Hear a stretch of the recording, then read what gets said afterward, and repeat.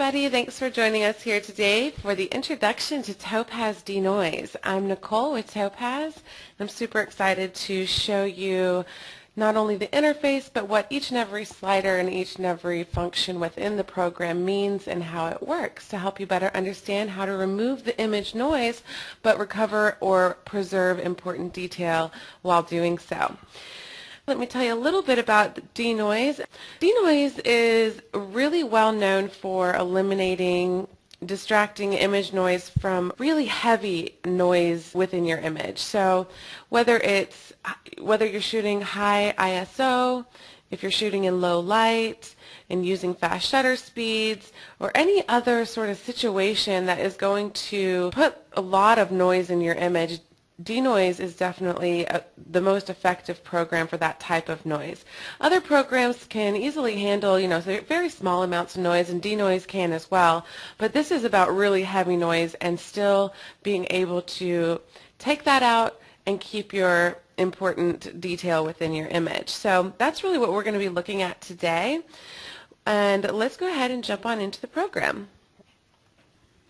I am going to be using Photo Effects Lab and Photoshop as my hosts today. The first one we'll be using here is Photo Effects Lab. So I'm going to go ahead and open up an image, and we're going to start with an image I used yesterday, but then the other two images I'm going over are going to be different. But I wanted to start with this image because it is such an extreme amount of noise, and you can really see the benefit of DeNoise when working with this really extreme heavy noise.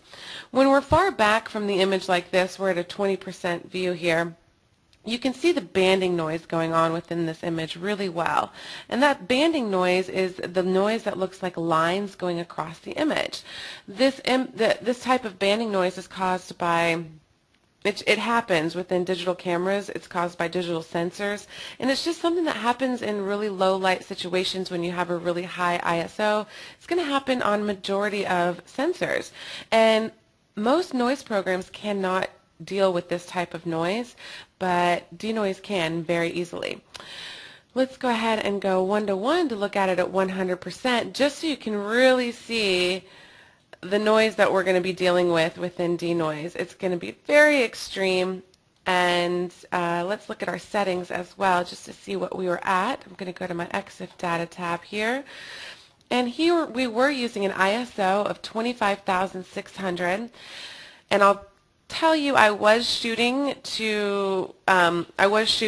this extreme ISO to have an image that I would be able to show off exactly how DeNoise works. So that is why the ISO is so extreme, but sometimes you might actually find yourself in a situation like this shooting at dusk and you don't have a tripod to put your camera on, and it's handheld, so you're going to want somewhat of a good exposure, but you're going to have to really take your ISO up to get that. Here our aperture was at f4 and the exposure time was 1/25 of a second. Alright, so let's hop on into Topaz DeNoise. Let me make a quick copy.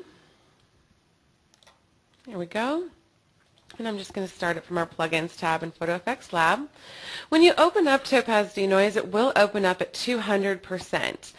That is so you can really see what the noise is in your image. I prefer to work at 100%, and so if that's something you prefer, you can just come over to your zoom over here on the upper right and zoom back to 100%. You'll notice that you're not allowed to zoom any further than 100% or zoom out.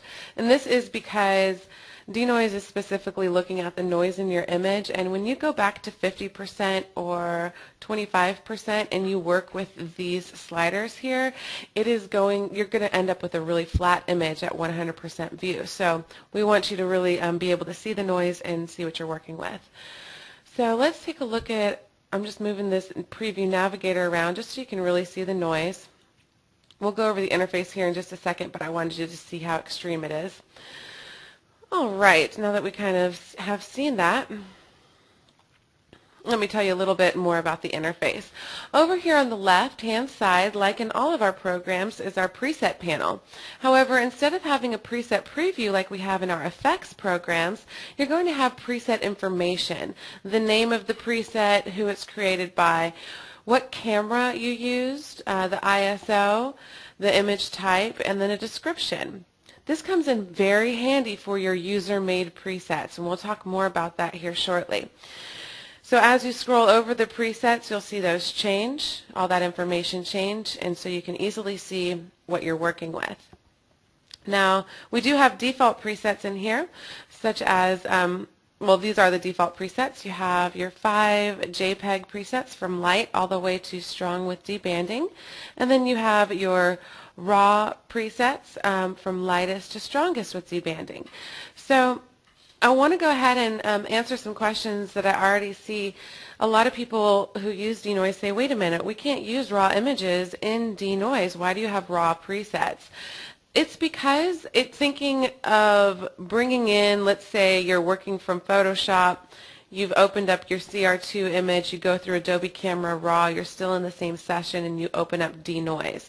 That is where these raw preset ideas came from. So it's based on strength versus that it's actually a straight raw image coming into DeNoise. We realize that if you're bringing that in from Photoshop, at that point it's going to be acting as a TIFF, and that's the way it is going to be acting in DeNoise. But this is really about strength and about the type of image you started off with.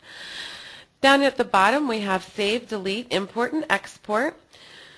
So if I get to a really great point within this particular image and I want to save these settings, I'm going to go ahead and come down to save, and I'll put my preset name as whatever I want it to be, maybe the shoot that I was using, maybe, you know, it's a certain wedding or it's a certain anything, you can name that preset whatever. You can have your preset type be relative to noise estimate or absolute. Absolute is going to never change the settings over here that are associated with this preset. So it'll always be the same strength and settings. The preset type of relative is going to try to recreate the settings. So instead of it being based on the exact camera, the exact ISO, the exact image type, it's just going to try to recreate the same look. I tend to usually go to the absolute, to be honest with you, but you can try either one. The absolute will allow you to continually use this preset for the camera and settings that you put in here, and it'll always have the same amount of noise reduction. It's really great for certain settings. So I can say created by Nichole.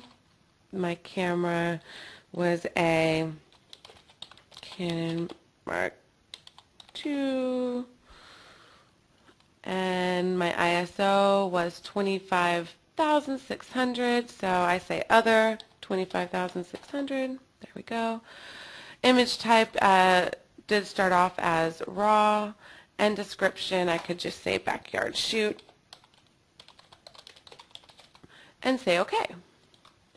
So now as I scroll over all of these, you'll see if I scroll over this fence preset that was just created, it says the name is fence. It's created by me. It's the Canon 5D Mark II, ISO is this, image type, etc., etc. So you can, if you ever bring in another image that you've shot with your Canon 5D Mark II at an ISO of 25,600 and it's a raw image type, same size, if you apply this preset, it's going to have the exact same noise reduction, because your sensor is going to have the exact same type of noise every time it's at this setting. So that's a really good thing to know about the preset creation within DeNoise. You can also delete your user-made presets. All you have to do is highlight the one that you created. You can come down to delete, and it will be gone. You can also import and export your user-made presets as well. This is great for sharing. In your menu button here on the lower left is where you're going to enter your key, check for updates, check your preferences. It gives you access to support, users guides, etc., etc. We have our main viewing screen here, and then we have our original image and our preview image. Because we haven't done any work, it's the exact same. Let's just put something on. This is going to be pretty heavy without. There we are. Okay, so now we have our original and our preview. You can also toggle back and forth between the two with your space bar or your left mouse button. So we have 3 different ways to toggle back and forth. And over on the right hand side is really where all the work is done. You have your Preview Navigator up top, where you can scroll around your image to take a look at different sections. You have your zoom buttons. 1:1 will get you to 100% as you zoom in, which is really important when you're working with noise. You can go really far on this particular program, up to 400. If you want to get back to 1:1, you just click on it and there you go. Then we have our preview modes. I'm going to be going over that shortly. Our brightness modes, I'm also going to be going over that shortly. We have our undo and redo buttons, which is pretty self-explanatory. Our snap functions, which will take snapshots of all of your adjustments that you've made, store them within this session. You can take up to 99 snapshots as you're working to compare them, to compare the settings to the next area of settings that you want to take a snapshot to. So it's a pretty good option in DeNoise to use this, because just little tiny amounts of changes are going to change the noise reduction and the detail recovery. So to be able to take a snapshot of when you think it's perfect and then continue working and saying, oh wait, maybe this is perfect, then you can compare the two. Here we have our adjustment panel. The first, this is set out in our workflow that we recommend. The first part is going to be noise reduction, detail recovery, and debanding. We'll go into those shortly. We have our reset all button, which is going to reset everything back to the default position, and you have your original image. Then you have cancel, which will cancel out of the program, and OK, which will process it back to your host program. So I want to go ahead with this particular image. This is the one where we're going to talk about every single slider and preview mode within DeNoise. After we're done doing that, I will go ahead and go into a workflow-based or an actual task-driven workflow for DeNoise and start off with a preset and then make a few tweaks, because that's usually going to be your workflow. But in this one, since it is such heavy noise, I am going to show you from beginning to end of what all of these mean. So the first thing that I recommend to people, whenever you're working with noise reduction, you're going to want to find a mid-tone area, a shadow tone, and a highlight area, because those are going to be displaying the noise on your image differently. And the mid-tone is going to be the most important area with the overall noise reduction, but if you can find all 3 of those in one preview, then you'd never have to move your preview and you can just continue working. So we can do that here. I personally like this area for this image because I have my shadow tones of the fence, my mid-tones of the green of our leaves.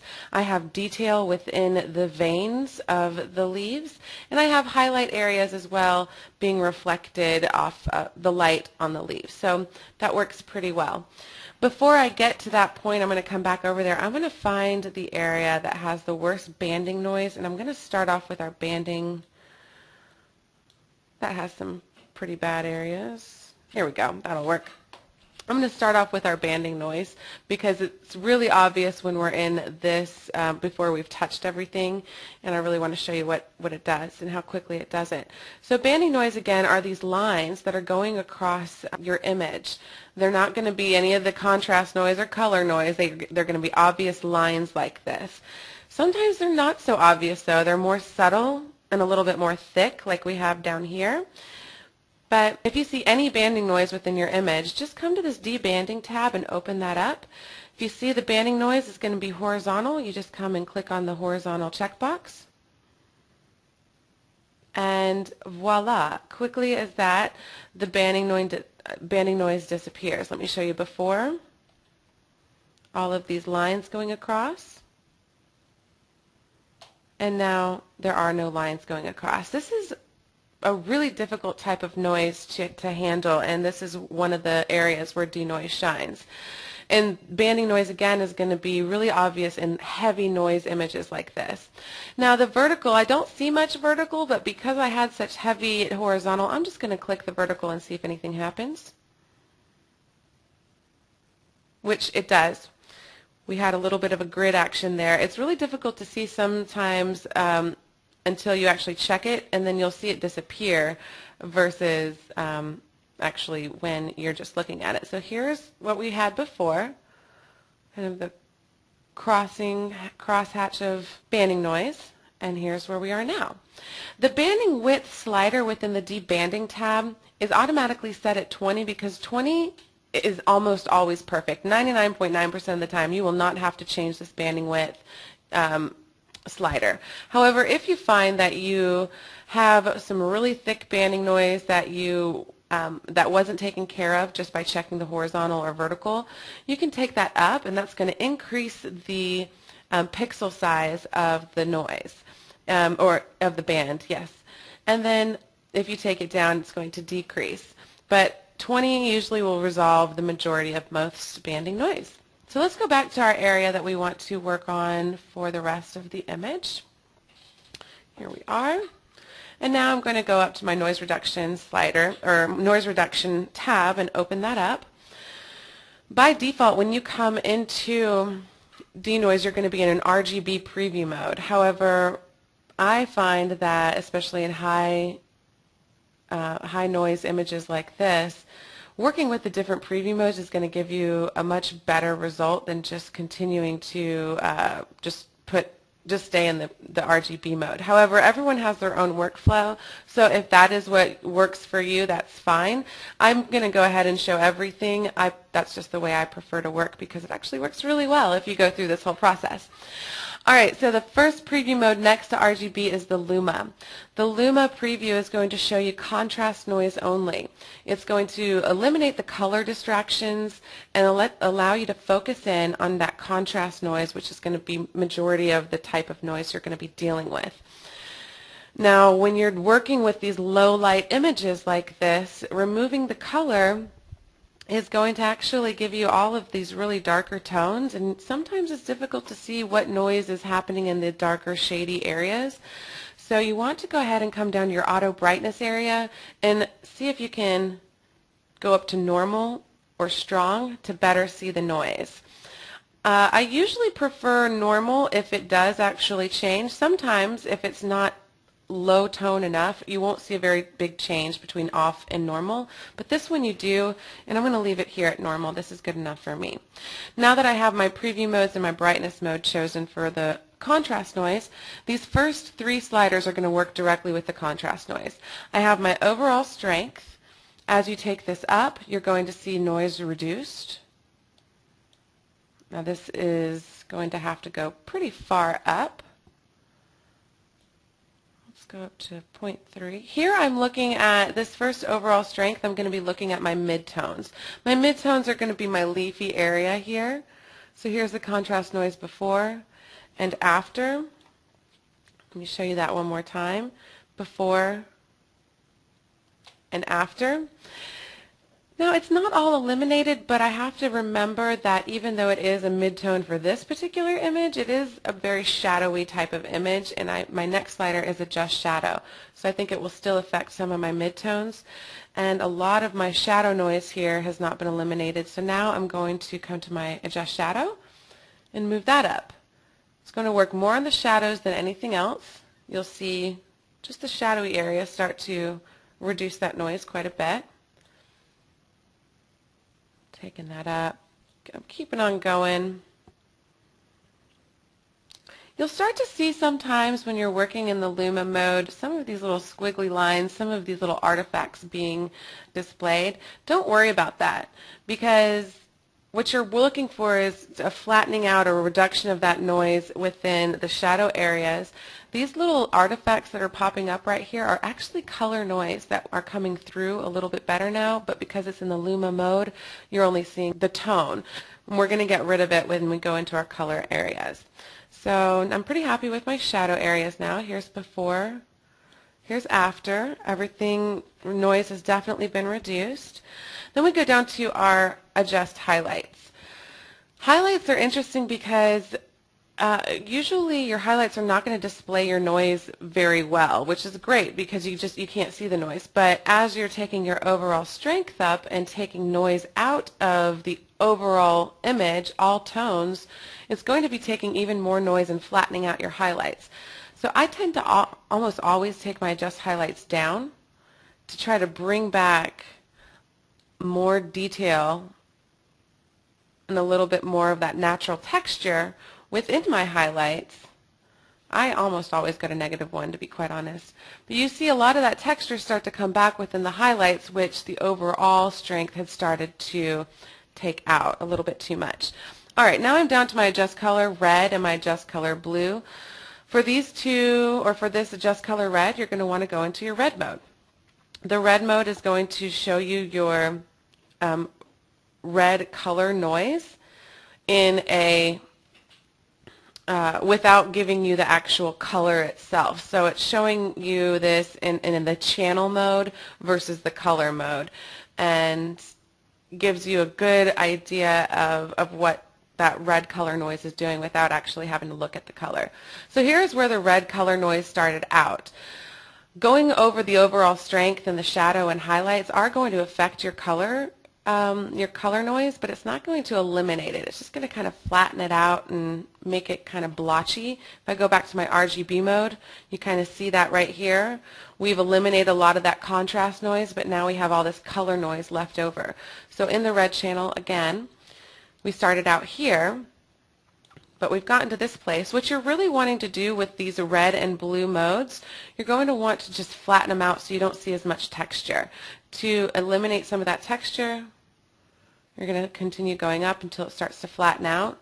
It's okay if you see some lines such as around the leaves like this. That's really not a big deal.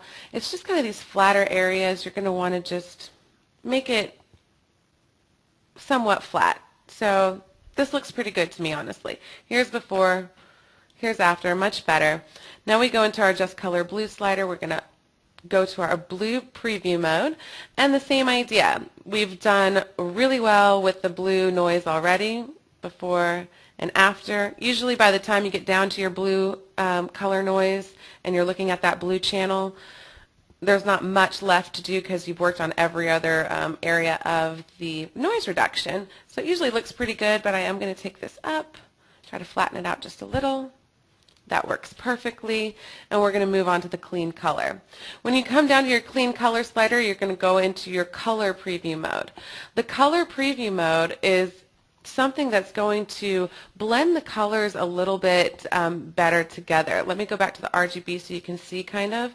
Even though we've worked with our red and blue sliders, we still see this heavy blotchy color going on within the image, the RGB mode.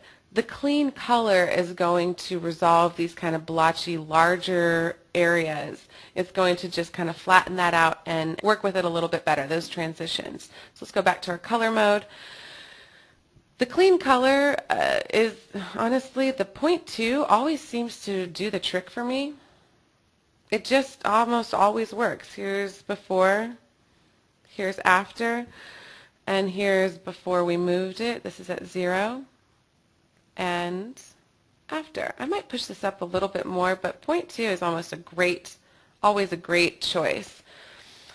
All right, now that we are coming down to our correct black level, that's when we start to get back into our RGB mode.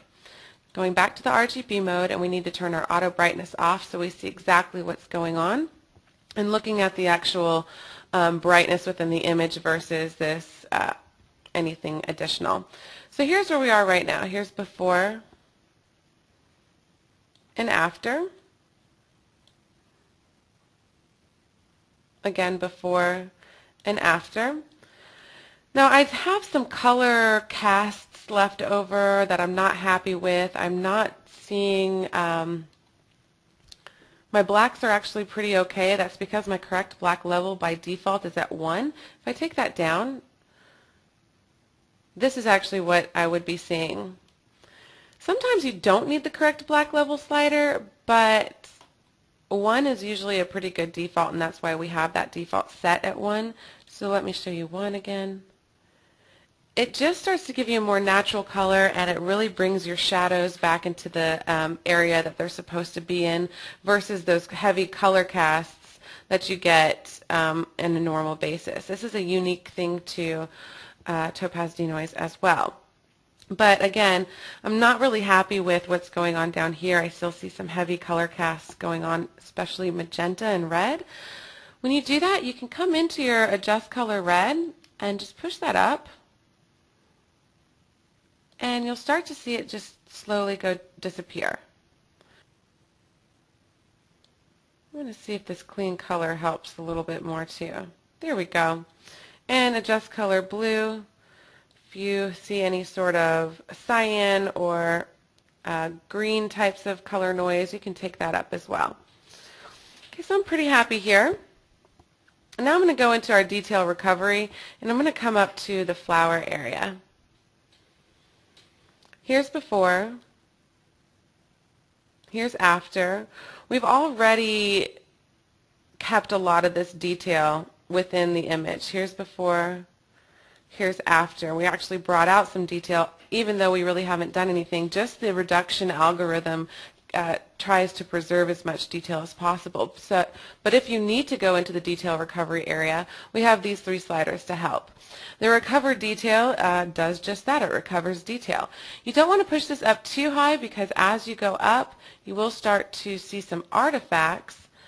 And once you see artifacts, you know that you've pushed it up just a little bit too high. But I'm going to keep that about 0.29. That does a good job. Here's before. Here's after. The reduce blur, I tend not to use too much, to be honest with you, but what it does is just reduces blur a little bit. This one is even more susceptible to adding a little artifacts, just to be honest with you. So I tend to keep that at 0 and work with the recover detail and add grain. There are times that the reduce blur does magic though, and that is nice to see, but sometimes in these flatter areas you'll notice those little squiggly lines whenever you do the reduce blur really high, so be careful about that. And then add grain, I always add in grain to give it, it's a monochromatic grain that's just going to add a little bit of realism back into the image, some natural type of texture that you would see in a photograph versus kind of more flat areas. So now looking at the leaf here that we started off with, we have kept that detail of the vein very well. We've kept the detail of the edges, and we've eliminated a large portion of this very, very heavy grain, the banding noise, and everything. I'm going to go ahead and say OK, because I do want to go into the next workflow, but let me show you this before and after. The next workflow I'm going to show you is going to be a little bit more realistic of a grain that you might get. The grain that we were, not grain, I'm sorry, the noise that you might get, the noise that we were looking at just now, again, I set my settings so high to create a really noisy image. But the next one I'm going to go over is something that is actually a mistake of mine, and it's on skin. And a lot of people have a question about how to reduce noise on skin correctly. So let's go ahead and show you at 100%. Here's before. Here's after. Let me grab my hand here. I'll go back down to this area. Here's before and after. Much happier with this. And let me go to 1:1 so you see the full effect. Oh, not 1:1. I'm going to go to fit. Just kidding. All right, here's before. So even at a 20% view, you can see how crazy this grain is, and the banding noise, and all of the color casts that are happening in the shadow areas. And pretty quickly, we're able to get an actual usable image, which is exactly what the point of DeNoise is. With these really high ISO, really heavy noise type of imagery, you're still able to find use for those images. All right, so let's start another workflow here. I'll go ahead and save this really quickly in case we want to come back to it. I'll save these layers, just use this format here, the projects format, and press save. All right, so now I'm going to open up a new image. All right, now I'm going to go open. I don't need to save because I just did. We'll open up this image of this is an old image of my niece, but it's a great example of maybe something that other photographers might do. I had actually been shooting images for a DeNoise ad with my own camera, and I was creating really heavy noise by my settings being pretty high, like a 3200 ISO, and just very high, something I would never use in daylight like this. However, I just kind of blanked, and the next day I completely blanked about, I didn't even think about that I had put my ISO so high. So I ended up shooting, let me look at this EXIF data, at a 3200 ISO, exposure time of 1/2000th of a second, aperture 11. And once I looked at the images, I realized it about halfway through the birthday party, but I looked at the images, and you can, at 1:1, you can really see the issue that's happening here. We have banding noise going across the image. We have heavy grain on her face, everything. It's just not very pretty if, my brother and his wife ever wanted to blow this up and have any sort of, it just wasn't very pretty. So this is a good image, a good real life situation where DeNoise would come in handy, because this is still heavy grain to me, especially with this banding noise. I don't find any other program that's able to really handle this as well as DeNoise can. So I'm going to go ahead and duplicate and hop on into DeNoise and show you how quickly it can happen once you start off with a preset. DeNoise. All right, I'm going to go to 1:1 to get to 100%. Again, that's just what I like to look in. Now, when I'm first setting up, again, I'm trying to find an area that has highlights, midtones, and shadows, if possible, all in one, so I don't have to sit here and move around as I go from different preview modes. And I can find that here. I have definite highlights here in the paper wrapping of the presents. I have midtones on her skin, and then I have shadows here in the slide area and this top area. So I'm going to just start off with a quick coming over here to presets in the RGB mode, just seeing what looks good. The light did not work. The moderate's okay. Here's before. Here's after. Again, before and after. You'll really notice a lot of that contrast noise disappearing off her face, which is what I'm really concerned with. Here's before and after, but you still see a lot of that color noise going on, so that's not good. But as far as the contrast noise, it's pretty good. I'm going to go to strong and see what happens.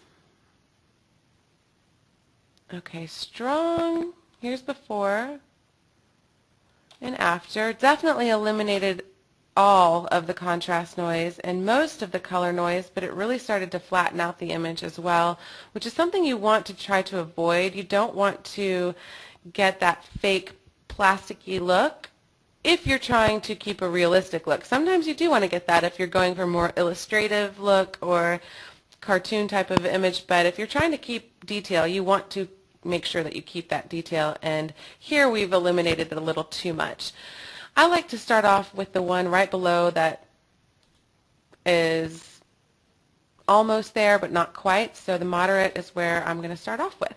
Here's before, here's after. Again, most of the contrast noise did disappear, but I'm going to now go into the workflow and take a look at things. So here I'm just going to quickly go into my Luma mode. I'm going to go to normal. Normal kind of works, but strong works even better for the shadow areas over here. So I'm going to keep it at strong, go into my noise reduction, maybe take my overall strength up just one, just to get a little bit more contrast noise out of her face, smooth that out just a little. Take my shadow up because I see a lot of noise still left over in my shadows, so I'm going to just take that up. Here's before.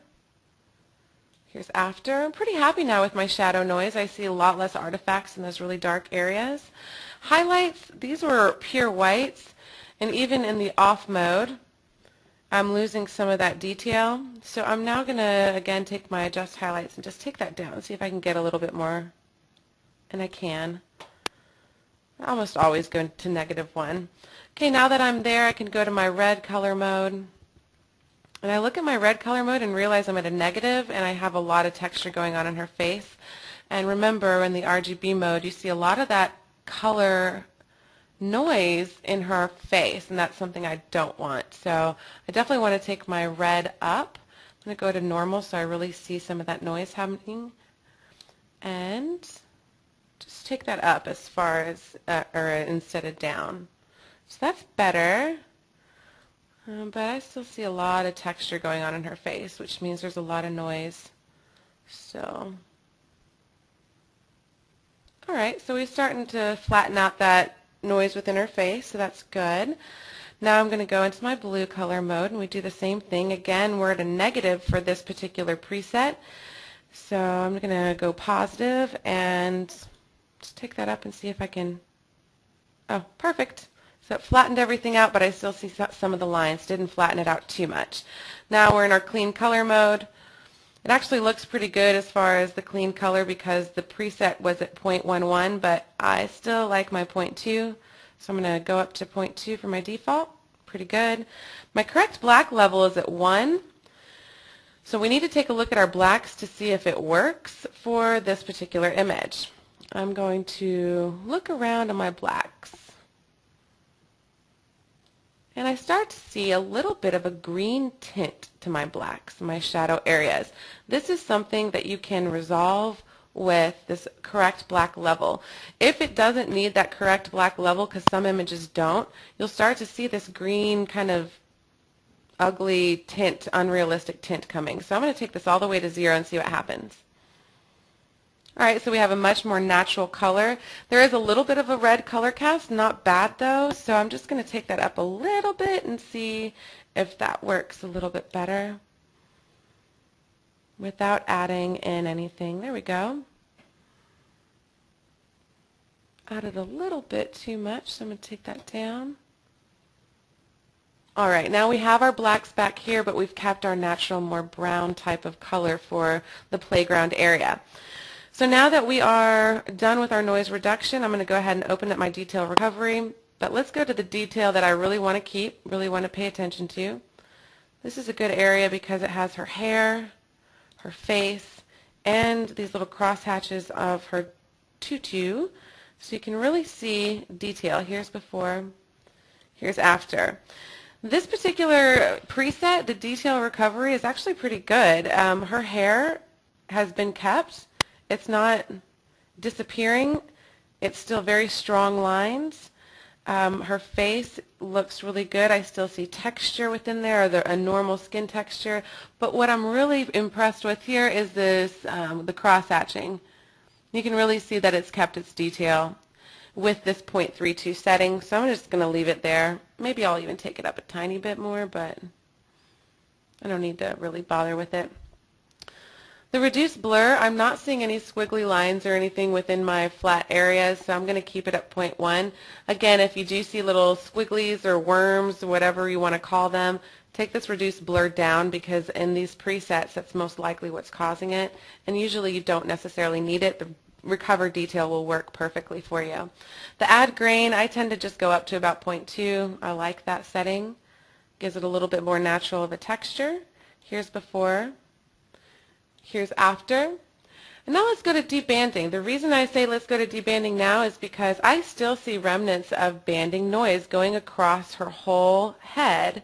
Now it's very subtle because we have eliminated most of that contrast and color noise, but look at this line that's going across. It almost looks natural, but it's not. It goes into her head and face, and I want to get rid of it. Let me show you maybe, I think this is basically the best banding noise area. But keep an eye on this line that's going across. It almost looks like a shadow again, but it goes into her hair. If you just do a horizontal check, it's gone. We no longer have these lines that are unnatural. They're gone. And I'm going to go ahead and do vertical as well because I know this sensor of this camera has vertical banding as well. So I'm pretty happy. Here's before. Here's after. I'm going to say OK. And that is an example of a more realistic type of heavy noise you're going to see, but it's still very heavy noise for an image, and that's the type of noise you're going to want to use DeNoise with. Let me go ahead and show this at 1:1. Let's get to the most important part of the image here. Looking at skin, the after looks very natural. You have not taken away the texture of the skin, anything like that. The hair, still very sharp. We still see all the detail within the bows, little rivets. Let me show you before. Look how much color noise is everywhere on her face. All of the, just all this blue and red color noise. And we were able to eliminate that. And you can really see it here on her tutu. Let's undo it. A lot of color noise coming through in the background on the blacks. Banding noise up here at the top and after. Let me go to our fit. I'm not sure if you're able to see the noise too much at the fit. No, not too much, because this is, you do see it, but not much. The 1:1 is always going to be a better idea to see that noise, but we were able to get this very quickly. All right, so I'm going to go ahead and turn this over to you. I hope that's a really great introduction for you into DeNoise and how you would work with it in your workflow, when is a good time to use DeNoise, and what each and every slider and preview mode means. It's a more technical plugin. It's not as intuitive as some of our effects programs, so I really think it is important to know exactly what those preview modes mean so you can really take use of the full program. Let me go ahead. I'm also going to minimize this, and let me just show you before and after here. I will go ahead and work with this image for any other questions that are coming through. This is CS5, but I really wanted to show off DeNoise a little bit more, and this image was perfect. Again, I believe we're at 1:1. No, we're not. Well, this is at 66.67, and this was actually, again, taken in an environment, a low light environment, and it was taken specifically for a DeNoise tutorial. But you can see all of this banding noise going down over here on the right as well. You can see all this noise within this upper pedal. You can see noise everywhere. And after DeNoise 5, you've kept all the detail in the upper pedal and eliminated all the noise within this area. Let me go 1:1 so you can at least see that 100%, and then I can turn it over to you. So this is before. All this crazy noise going on, all this banding noise over here on the right, all the noise up here in the upper areas, and then here's after. And this was a quick process as well. Absolutely no loss of detail, which is great. All right, let's go ahead and turn it over to you. David says, if you're working with a TIFF image, do you use the raw presets? David, yes and no. I mean, I brought in a TIFF image. That was my niece that we just worked on. That was a TIFF image. And I ended up using the JPEG presets because those are the ones that worked for it. Again, they're really based on strength. So if you have something that's super, super strong, you can start off with the raw and see if that works better for you, the raw lightest, and then going down. But I would say it's not mandatory that if you have a TIFF image or an image that you've started off with raw to use the raw presets. It's really just with what works best and looks best and allows you to quickly tweak it to make it exactly what you need it to be. So it's not something that you have to do with a TIFF image, use a raw preset, but that is the intention of it. Somebody said, are there any considerations to be made for printing versus web viewing? That's a great question. You do need to consider how your image is going to be viewed, whether you're going to have a web image that's going to be 400 by 600 pixels versus an image that you're going to be printing out at 11 by 14. But either way, removing the noise is not really going to change. You're going to want to remove as much noise as possible and still keep all of your image detail. So if you do have heavy noise in your original image, you're going to want to start off with that noise reduction at 100% view to eliminate the noise first, and then you can continue on and go through that process, adjusting your image during what you need to, going through your workflow, and at the end sizing it to whatever viewing mode it's going to be. But as far as denoise goes, or noise reduction for that matter, it's happening at the very beginning of your workflow no matter what, and I think that you're just trying to get to the best noise reduction possible while still keeping the detail. So it doesn't really take into consideration, but just because you always want to remove as much noise as possible, I think. Philip says, please talk more about the limitation in using DeNoise with raw files. Philip, DeNoise is not a standalone program at this time. It is a plugin. So whatever raw processor that you're working with, you're going to go with your raw processor, which will convert it to an image that you're able to use in your host, and then you'll go into DeNoise. So it's not as though DeNoise can't work in that same process of taking your raw image, adjusting it, and then saving it as a TIFF or whatever you'll save it as. It'll be in that same process, but you can't take a raw image directly into, you can't take any image directly into DeNoise, so it'll just be within that process. Peter says, do you recommend using DeNoise at the start of procedures regarding sharpen, deblur, and adjust, etc.? Peter, yes, we do, especially with the really heavy noise that we were working on today. Any sort of adjustments you make to your image or sharpening or anything like that is going to sharpen the noise. It's going to look at the noise as detail. So it'll make it that much more difficult for DeNoise to take it out. You don't want to make that process more difficult, especially with really heavy noise. Now, some people had asked yesterday, because I had at a previous In Focus webinar talked about that In Focus should be at the, which is capture sharpener, should be at the front of your workflow. We do recommend that, except when you have really heavy noise. If you have heavy noise and it's something that you need to take out of your image, it needs to happen first, and then you can go in and work with a capture sharpener to tighten up the sharpening a little bit. But as far as heavy noise, yes, you need to use DeNoise first, or any noise reduction first. So with that, let me go ahead and say enjoy your day, everybody. Thanks for joining me here, and I hope that this was a good introduction for you into DeNoise. Thanks so much, everybody. Have a great day.